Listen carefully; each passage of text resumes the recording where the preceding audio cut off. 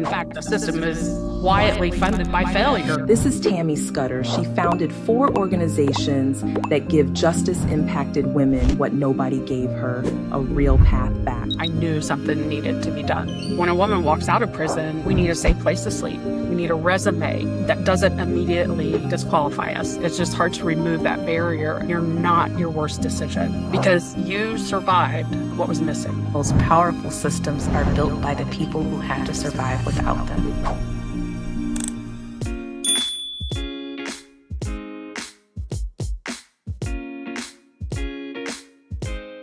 Welcome to the Purpose Profit Shift, where real stories about bold shifts illuminate how we can create a new economy. I'm your host, Rachel Bernier-Green, social entrepreneur, activist, and founder of EJ Consortium, a finance consulting firm designed to help purposeful businesses change the world. Today's guest turned federal prison time into a national reentry movement.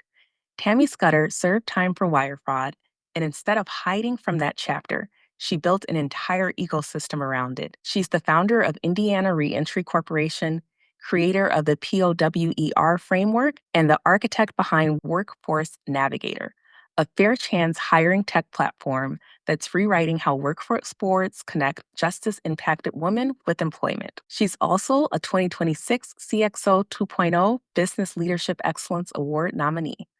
This is a conversation about what happens when you stop performing redemption and start engineering it. Tammy, welcome to the Purpose Profit Shift. Rachel, thank you for having me and for the opportunity to share a lot about what we are doing in the reentry space. I appreciate the invite.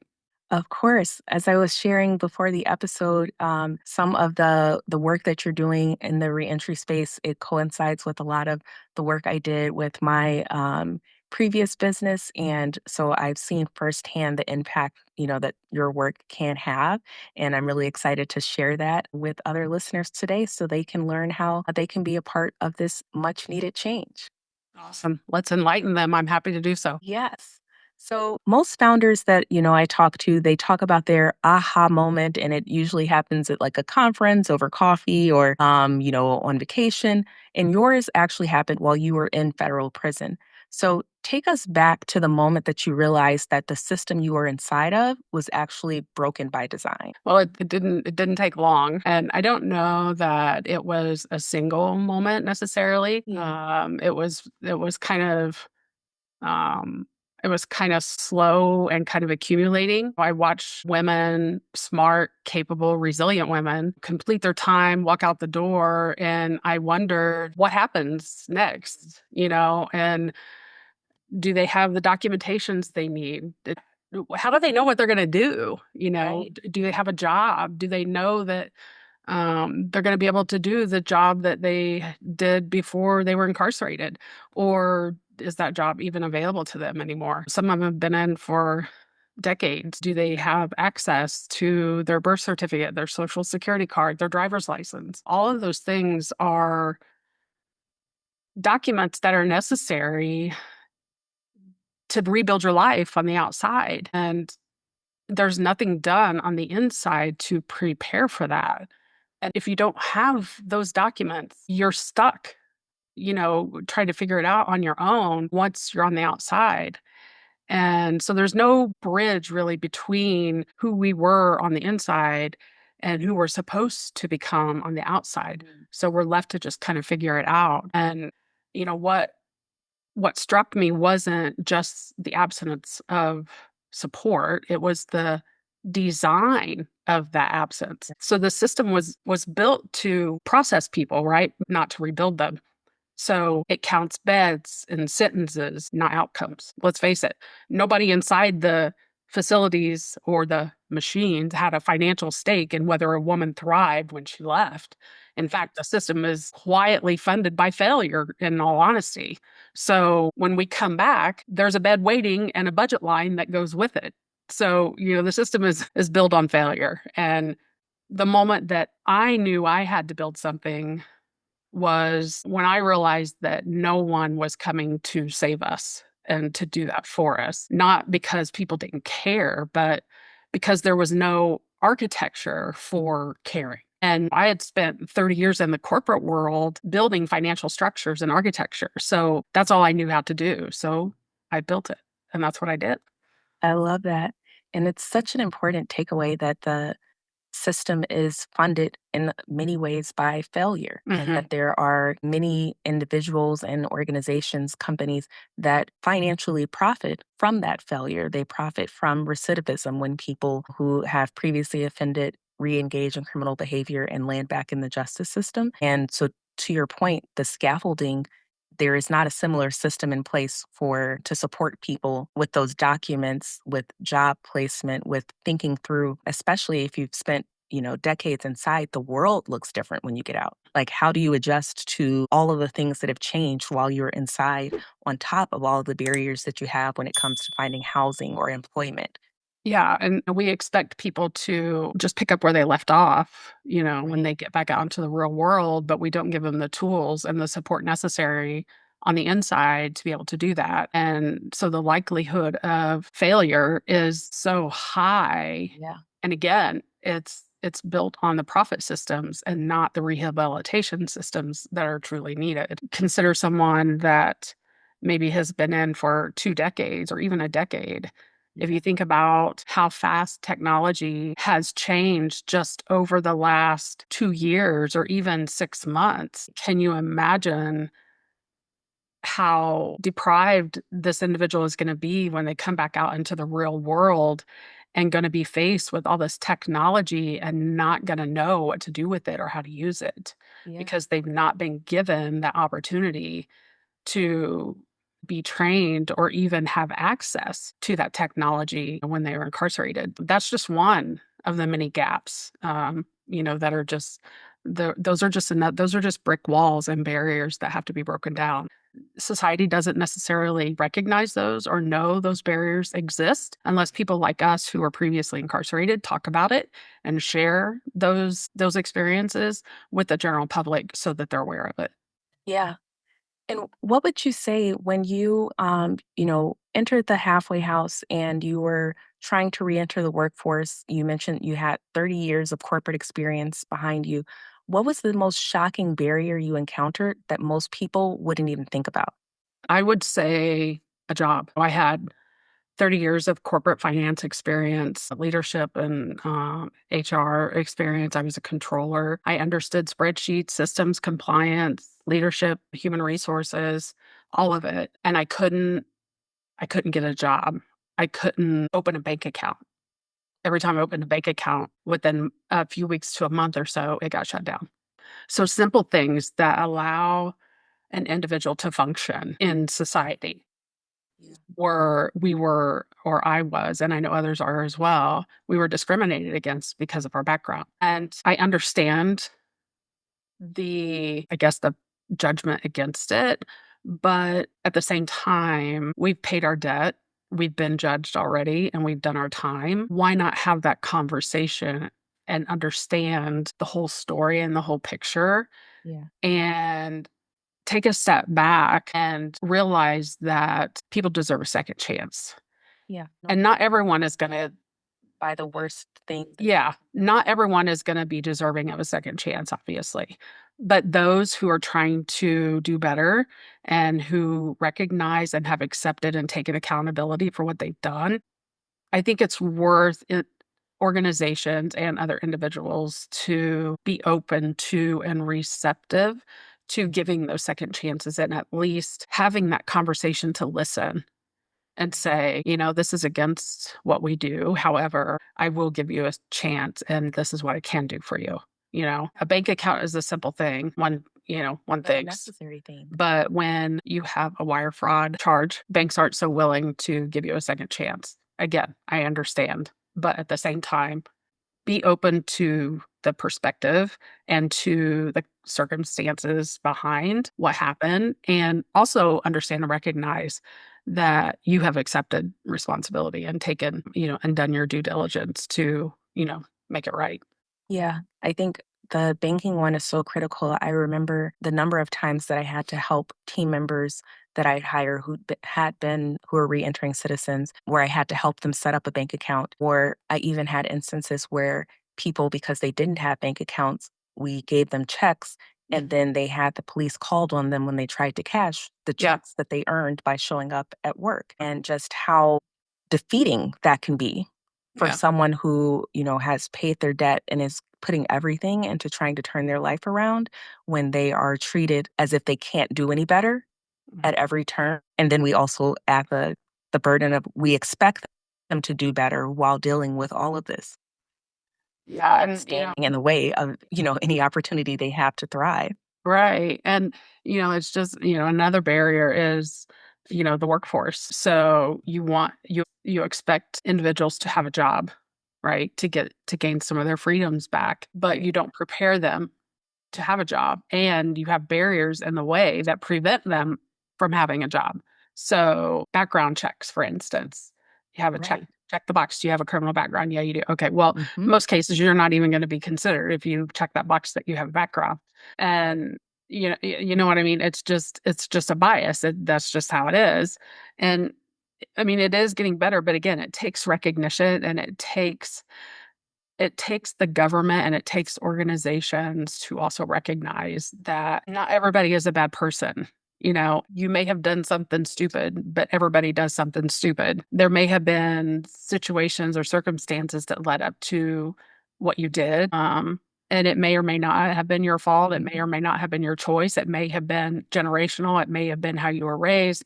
I mean, it could be a variety of things. But when you're talking about a driver's license, well, if your driver's license expired when you were incarcerated and you don't have a home to go to when you're released, you can't get a driver's license without an address. And if you don't have a home, you don't have an address. So, it's just all of these things keep piling up.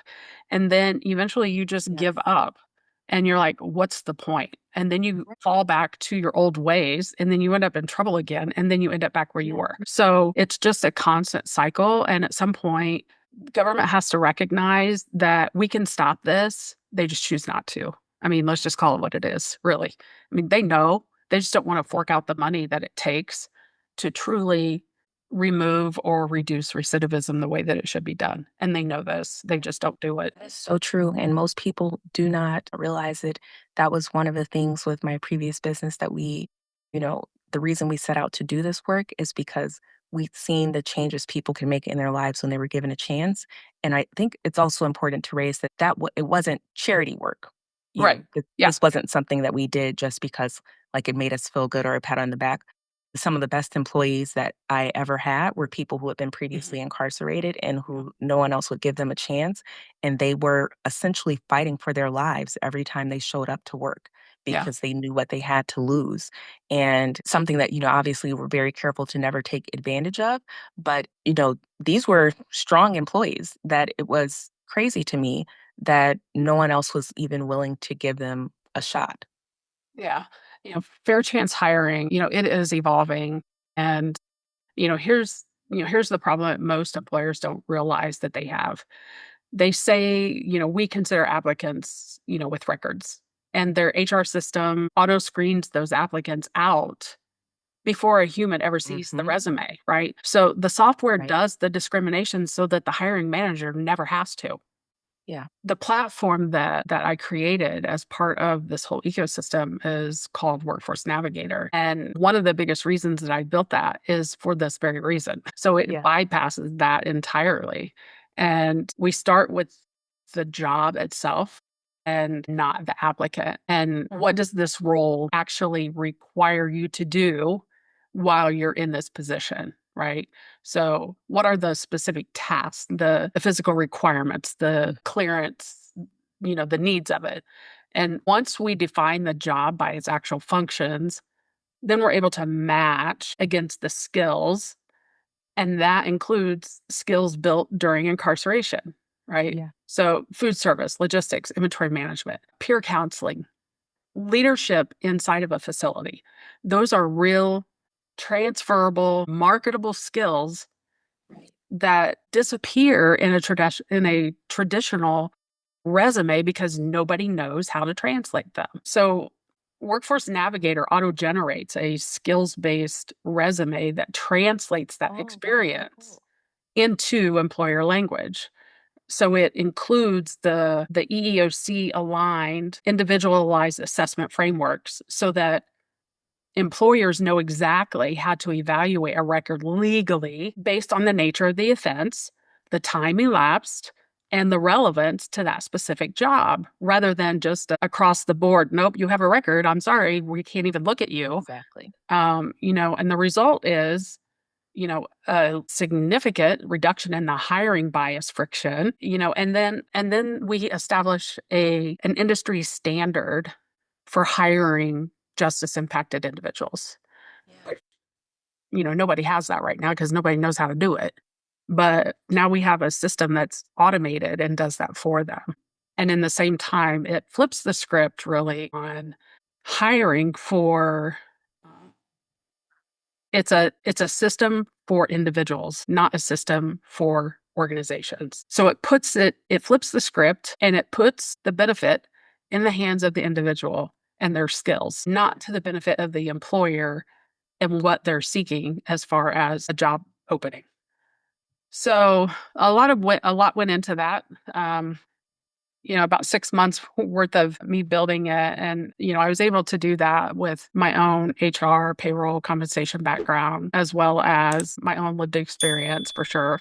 So being able to put a system like that together that benefits the employee and the applicant in ways that currently do not exist was the goal. But it goes further than that by actually supporting the individual all the way through those first 3 years of support of release. So bringing on connectors, or what we call partners are connectors, those resources and services that help truly support those individuals at each level and each phase of their reentry, such as mental health, health benefits, legal for expungement and other familial, labor and law cases, homelessness, childcare. All of those support services are right there in the platform. Everybody that's in our platform as a connector then has an accountability and a responsibility to make sure that every individual that is in our platform is successful through their first 3 years of reentry. Yeah.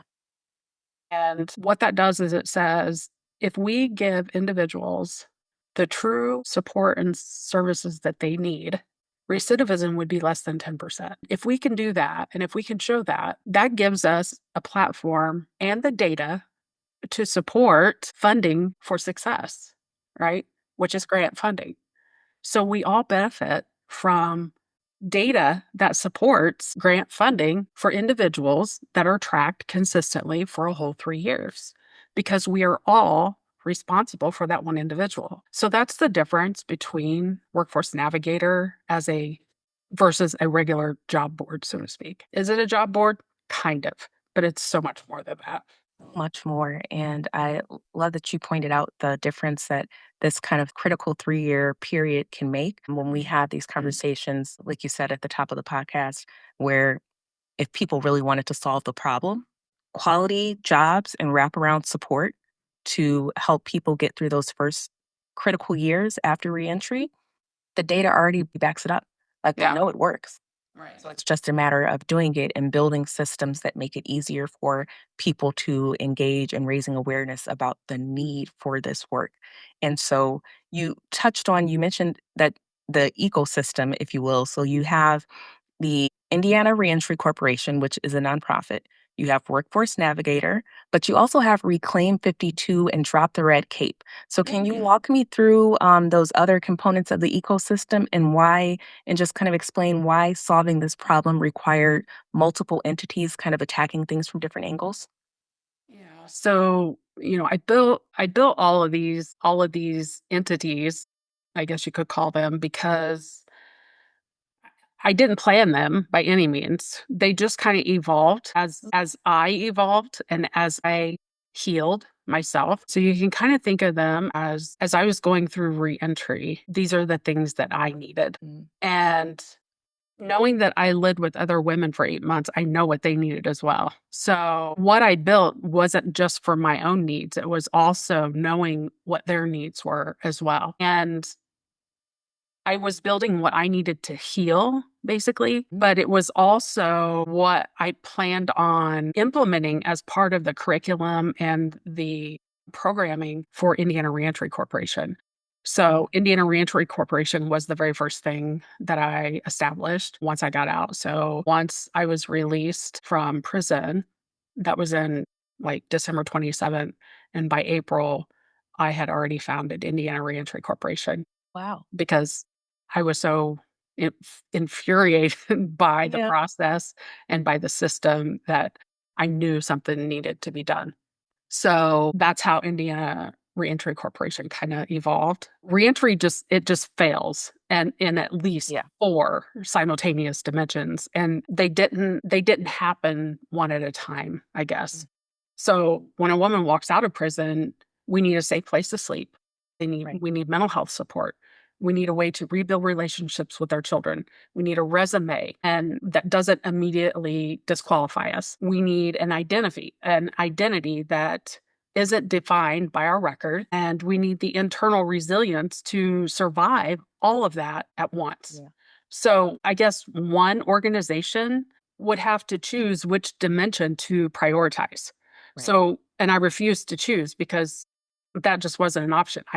I personally needed all of them.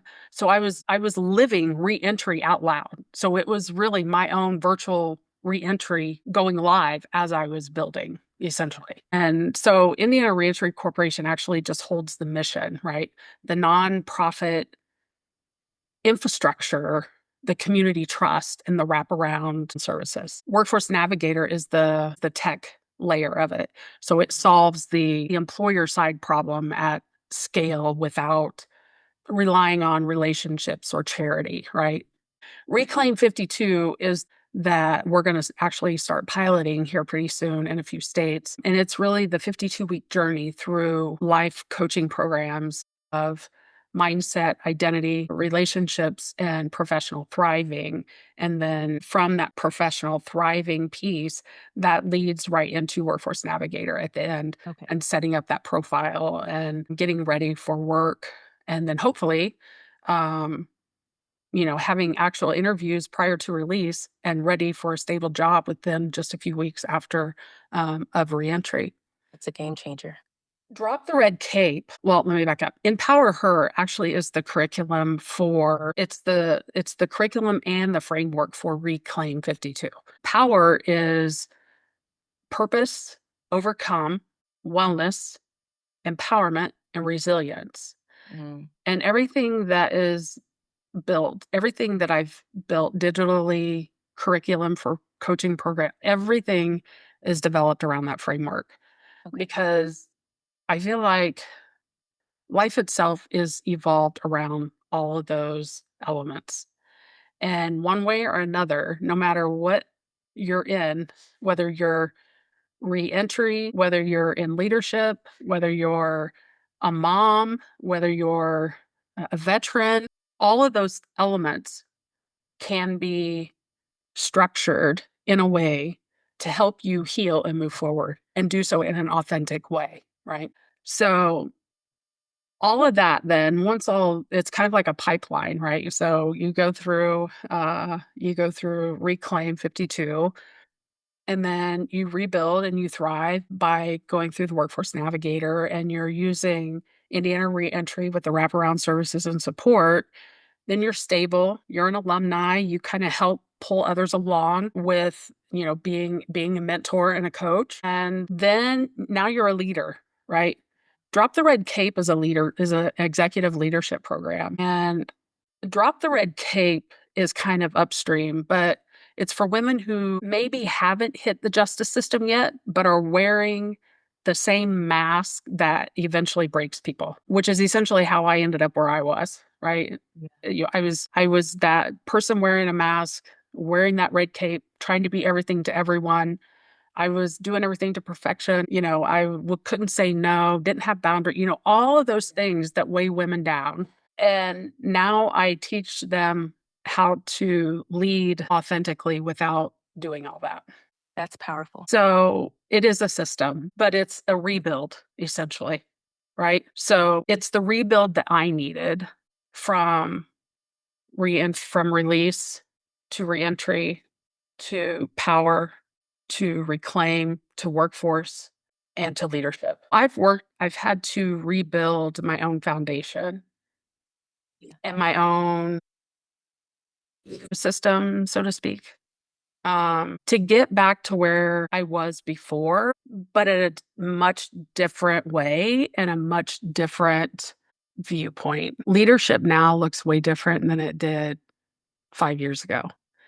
And it feels very authentic. It feels very real. It definitely has more purpose and meaning.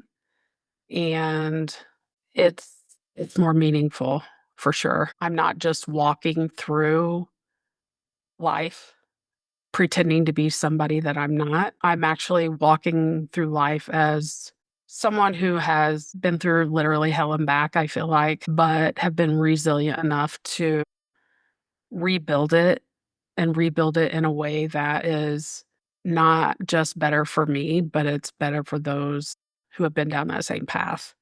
And it's more authentic and it's it's peaceful. Yeah. I absolutely love that you took, something that caused pain and suffering in your life, and as you rebuilt yourself, literally built the systems that other people who'd been through similar things needed to rebuild. Even the with drop the red cape for people who, that might not have been their lived experience, but that they, were showing up and masking who they were in their work. Can you talk a little bit more about what it looks like to unmask at work and the burden that that really causes for a lot of women? Um, when you talk about leadership and being in the corporate world, I think that there's two sides to it, right? There's women who are aspiring to be at the top of the ladder and they're climbing the rings and they're doing everything that they need to be doing. And they get to that glass ceiling and they just can't seem to get past that glass ceiling no matter what they do. They're doing everything that the male counterparts and their male coworkers and peers are doing. And they're doing everything the exact same way, but they're graded differently. They're judged differently. They're paid differently. And it's not just at their current workplace, it's just society as a whole, right? Yeah. Um, it, and I think it's just from decades of that's how it used to be, so that's how it always is kind of thing. And I'm not saying that every workplace is like this, obviously they're not, Right. but I think over decades and of men in the workplace, and then, if you think back, it's really not been that long ago that women really started working in the workplace and started coming out of, being homemakers and then coming into the workforce. And I think, I can remember, I would say probably the what late 60s, early 70s maybe when women really started to try to find their place, in the workforce. And women are judged at the same level as men, but we're not made the same way as men. We're not, we have a much softer kind of personality. We're not, most of us, we're not built to be that go get them. We can't show our hard, we can't show our soft masculine or we can't show our soft side. We got to be masculine. We got to be hard on these people. But I think just generally speaking, I think that society as a whole has put that barrier there for women, and it's hard to remove it, you know what I mean? It's just hard to remove that barrier unless we all, as women, come together and say, "We're gonna remove this freaking wall, and it's gonna take all of us to do it," and here's what we have to Right. do.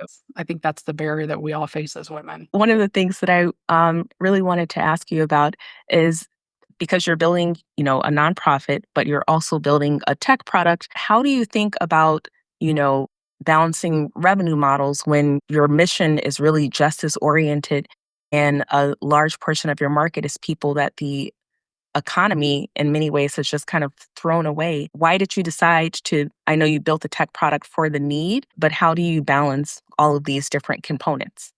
Yeah, that's a great question, and, the way I looked at it is, I guess, is I just flipped the market. Justice impacted women are not my revenue market, and I know that. They are my proof of concept and my mission. I, I am my proof of concept and my mission. I am the proof and I'm the concept that if you give people a chance and you give them the support and the services that they need, that recidivism will be reduced, right? Yes. So the revenue market is nothing more than just institutions. It's correction systems, workforce boards, employers, tech hubs, and foundations, right? Who who pay for the infrastructure that serves Yes. women at no charge to them. So, most nonprofits chase donations to deliver services. I build intellectual property that institutions license, which generates the revenue that funds the mission at scale because I'm not a fundraiser. I'm not a salesperson Yeah. and I don't want to do that. So I'm a finance person and I'll do what I can to make that happen. So I don't have to fundraise. So I don't have to depend on grants because we all saw how that goes, right? I don't want to depend on grants. I don't want my board to have to go out and work to find grants. I want Workforce Navigator's revenue to fund Indiana Reentry Corporation. And that revenue comes from the workforce boards and the employers. Yeah. Reclaim A social enterprise. So Reclaim 52, the licensing revenue comes from, the Department of Correction Systems and community organizations. The inPOWER framework certification revenue comes from practitioners who want to deploy it, other coaches who want to use that framework.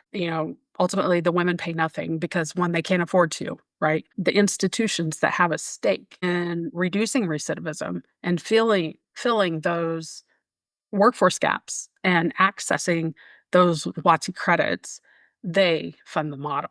So dignity is built into the financial architecture of everything. And that was a non-negotiable design choice for me because, like I said, I don't like fundraising. I'm not a salesperson and I didn't want to do that. So Yeah. But you've built something that works despite that. I think a lot of times people, they think, oh, I'm not a salesperson. I don't like fundraising, full stop. And you thought, okay, but how can I lean into my strengths so that that's not something that is a hindrance for the vision of what I'm trying to build? yeah, and I think, I have to give credit to Rex Powers, who is the individual that I chose to be my board chair for Indiana Reentry Corporation. And, he really brought me out of my comfort zone and really brought me out of my bubble, so to speak, because being in this little town here in Indiana compared to Indianapolis is pretty small. And being in a small town and being with a corporate, small family owned business for 25 years, you kind of get, I don't want to say jaded, but you kind of get closed in a little bit, and you don't get to see the world around you because you get closed off to what's really happening outside of what's going on around you, I guess. You focus on what's going on in your own organization and your own industry and not necessarily the other industries and the other happenings, around in the state. So bringing Rex on board really helped open me up a little bit to other opportunities and seeing the bigger picture and opening my mind to what's possible. And um, I never had really done that before.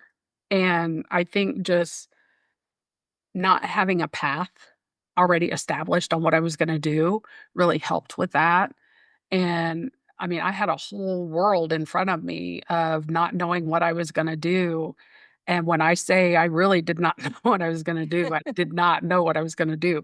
All of these things just fell in place as I was trying to heal. So, I think that itself is powerful and it speaks volumes to the journey of healing when one goes through something so traumatic as incarceration, especially someone who doesn't or wouldn't normally expect to experience something like that. And recognizing that there are many lessons to be learned from that. Um, and then taking those lessons and turning them into something positive and something good. that's when you know you've rebounded. That's when you know that you have really changed and have a different perspective on life and that you don't really take things for granted anymore. When you can do that, that's when you know that you're doing what you're supposed to be doing. And I had never once thought of myself as even considering working in a nonprofit, you know? And now that I am, I can tell you that it is so much more meaningful work than working for a corporate, entity, and I wish I would have pursued it, many years ago. So this you just said something that raised a question for me because you talked about being in a smaller town in Indiana and your worldview not seeing so many things outside of that. Did you have any experiences while you were incarcerated where you formed relationships with people that you and your outside life never would have interacted with that shifted your perspective on how people end up in these positions? Yeah. I did, and I think probably one of the biggest things that I saw was, I wasn't in a maximum security or anything like that. I was just in a camp, which is there's no fences or anything like that to keep us in. It's just like a small campus, really. And, we had free reign, to go wherever we wanted to go. We just had time restrictions really more than anything. As I was mingling and meeting new friends, because really, that's what we are when we're in there. You start listening to the stories. And one of the things that I realized very quickly is that many women were in there because of something that had happened to them either as a younger child as a result of, how they were raised, whether it be, abuse, domestic violence, you know, their parents were addicts, their parents were users, they passed a drug addiction, whatever. Everybody has a story similar to that. And the ones who weren't drug related, ones that were similar to mine, it was because they had a breaking point. So one lady in particular, her and her husband had ended up taking custody of her husband's cousin's children. I can't recall the reason why, but the daughter was the daughter was handicapped, and they ended up taking in these two children. It was a boy and a girl, and the girl was just she was just vicious and just mean. She was really mean and vindictive, and she would leave the water on in the shower or in the bathtub and let water run everywhere. She would spread feces all over the walls of and, she would have to go clean it up. So not only was this individual working her full-time job as a paralegal, she was also having to come home and deal with this child who was intentionally doing things to really piss her off and, just being very obnoxious. And this individual then just really had a breaking point, and while she had enough of it, she was taking money from the trust fund to go gamble. Mm. And one of the times, I guess, they had been gone for a couple days, and the child had intentionally turned the water on while their ceiling from their upstairs ended up collapsing onto the downstairs. And of course, there was a big repair for that. And so she could have turned in receipts and stuff to, get reimbursed for that mess. But in the end, she ended up being charged for trust or theft from the trust. But what she was doing was trying to escape the situation of going home every day, having to deal with this child that wasn't hers, that she was stuck in a situation that, she had to care for this child. And she was escaping by going to the casino and gambling all the time. So, I'm not justifying it in any way. I'm just saying that women have a breaking point. Women shoulder a lot that I think men don't realize, whether it be, the mental needs of their children or the emotional needs of children or parents or work. I think that women take on a lot of responsibility so that others don't have to. And yeah, we do it to ourselves, but it's our nature. And I don't think that men recognize or realize what that does to us. And we don't realize that either, and it puts us in a bad position as far as our own mental and emotional health and not being able to establish boundaries. And I would say that the people that I met while I was incarcerated, they're not bad people. They just made poor choices, just like I did. Or they were victims of their circumstance. Where I was at, I was in a camp. None of us really needed to be in that camp. There were other alternatives that could have been done to us to serve us better, that would have created less collateral damage, I guess, to our families. Put us on house detention or house arrest or something. Keep us intact with our family. Give us limitations. To me, that is much more effective than putting us in a place in a camp hundreds of miles away from our family and just creating extra strain, for our families. Yeah. So if a woman is listening to this now and, maybe she's just as impacted or maybe she's just burned out from, performing someone else's vision of success, what would you want her to know about what's possible on the other side? I think I would say that your hardest chapter is not your identity, it's your infrastructure. Every system that I have built came directly from a gap that I personally fell through. Every tool in Empower Her exists because I needed it and it didn't exist. Reclaim 52 exists because I needed 52 weeks of rebuilding and had very little money in my pocket. So, that's basically what I did. I built a program that I needed to help me heal. Mm. And then, Workforce Navigator exists because I had 30 years of experience, of corporate experience at the C-suite level and couldn't get past an algorithm. So the women who thrive, they're not the ones who forgot what happened to them. They're the ones who turned it into something meaningful, a system, an architecture. You are not your record, and you're not your worst decision. You're not your label that the system put on you. You're only the person who knows exactly what needs to be built because you survived what was missing. And that's not a liability. That is your most powerful credential. The other side is very real. I'm standing on it right now. And I built the bridge essentially from the middle of the river back out to both sides. So it's all in your willingness to do what's hard because if it were easy, everybody would be doing it. Right. So, as we get toward the end, I would love to hear kind of what's one thing in your ecosystem that you're most excited to improve or expand in the next 12 months. Two things, actually. I think the pre release pipeline is P0 to P3, right? Which is P0 is all of the pre work behind while you're still incarcerated. Mhm. So, and that time frame is roughly 12 to 14 months. And during that 12 to 14 months, you would be going through my coaching programs, right? Which is a 52-week program that leads into the Workforce Navigator. You would be going through that. At the same time, you would also be going through mental health therapy, Mhm.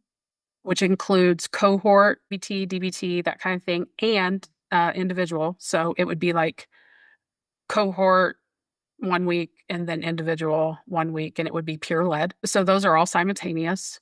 And then about 90 days out before your release, you would be able to have access to virtual reality training. So that's with an organization that we partner with called Promising People. And they are able to provide all kinds of virtual reality certifications to individuals who are incarcerated. And when you're done you can get as many certifications as you can receive. Some of that is even high school diploma. You can get those certifications. Those certifications then can be uploaded into our Workforce Navigator platform as credentials. So you would have that training. So that's like that's the P0 to P3 pipeline. So that's the P0 pipeline. So that's what I'm really excited about, is that happening, because I think if that 12 to 14 month window happens, that is a substantial change in recidivism, and that's a substantial change in the ability for individuals re-entering society and being successful, not just in reentry itself, but also in every area of their life, reintegration, relationships, workforce, all of those things.